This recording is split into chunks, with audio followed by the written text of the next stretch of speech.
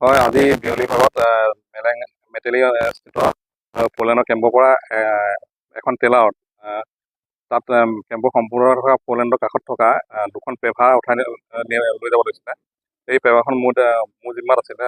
শিৱা হালকাৰ হয় পেভাখন, তেওঁ মোক মানে চম্জাই ৰাখিছিলে আৰু মই সেই পেভাখন নিয়াৰ খবৰ মানে স্থানীয় লোকে মোক জনাৰ কাৰণে মই জেগাত উপস্থিত হওঁ।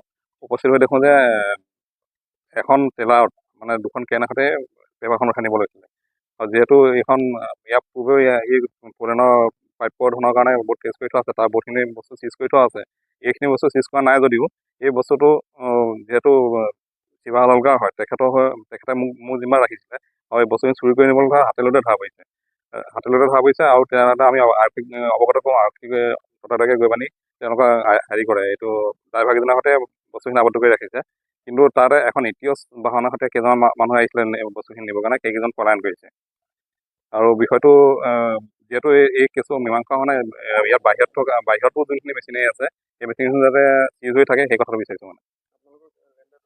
লেনদেনটো আছে, বহুত লেনদেন কেছ কৰা আছে।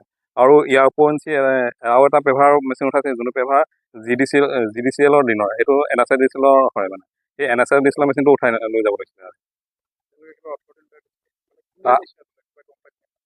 তাহাঁতি কোনোবা কিবা কোম্পানী এটাই অথৰাইজ দিছে, কিন্তু তাহাঁতৰ মেচিন নহয়, সেইটো মেচিন তাহাঁতৰ নহয়। এইটো NSIDCL মেচিন, NSIDCL মই জনাওঁ এতিয়া FIR দিব।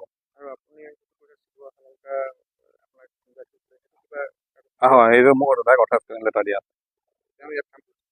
কাম কৰিছে মানে মেচিনটো বেয়া হৈ থকাৰ কাৰণে তাত মানে পাৰ্টছ বিচাৰি নোপোৱাৰ কাৰণে মেচিনটো তাত ইমান কৰি থোৱা মোৰ জিম্মাত আছে।